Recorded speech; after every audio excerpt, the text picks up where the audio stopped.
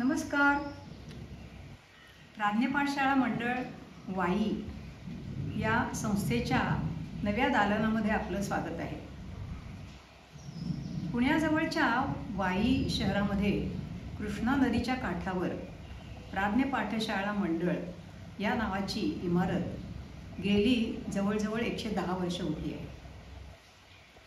ब्रह्मीभूत स्वामी केवलानंद सरस्वती यांनी आपले गुरु प्रज्ञानंद सरस्वती यांच्या स्मरणार्थ प्राज्ञमठ या नावाने एक पाठशाळा 1904 साली सुरू केली. या पाठशाळेचंच पुढे क्रमाक्रमाने प्राज्ञ पाठशाळा आणि त्यानंतर प्राज्ञ पाठशाळा मंडळ असं रूपांतर होत 1916 साली तिची प्राज्ञ पाठशाळा मंडळ या नावाने नोंदणी झाली. पाठशाळा हे तिचं प्रारंभी स्वरूप होतं, तथापि कालांतराने ती पाठशाळा म्हणून फारशी कार्यरत राहिली नाही आणि तिथे भारतीय परंपरा, तिचं जतन, तिचं संवर्धन, तिचं परिष्करण आणि तिचं संक्रमण हे प्रमुख उद्दिष्ट समोर ठेवून काही नव्या ग्रंथांची निर्मिती, प्रकाशन असे प्रकल्प तिथे घेण्यात आले.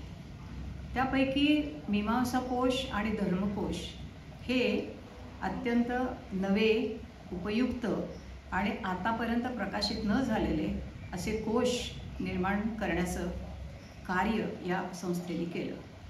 धर्मकोशाचं कार्य आजही चालू आहे आणि त्याचबरोबर परंपरा म्हटल्यानंतर तिच्याबरोबर येणारा भुरसटलेपणा किंवा कालबाह्यता बाजूला सारून नव्या विचारांचं सतत स्वागत करावं आणि वर्तमानाशी नेहमी स्वतःला जोडून घ्यावं या उद्देशाने या संस्थेमध्ये 1948 सालापासून नवभारत या मासिकाचं प्रकाशनही होत आहे.